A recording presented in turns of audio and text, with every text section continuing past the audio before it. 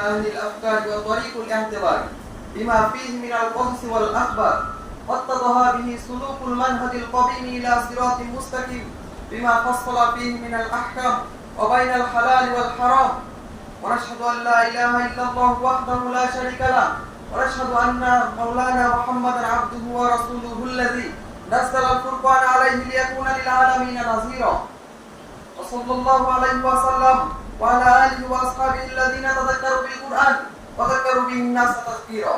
أما بعد، قال رسول الله صلى الله عليه وسلم: أول ما يحاسب به العبد يوم القيامة الصلاة. وقال عليه الصلاة والسلام: خيركم من تعلم القرآن وعلمه. وقال عليه الصلاة والسلام: مفتاح الجنة الصلاة. وقال عليه الصلاة والسلام: حب الدنيا رأس كل خاطئة. وقال عليه الصلاة والسلام: الدنيا سجن المؤمن وجنة الكافرين.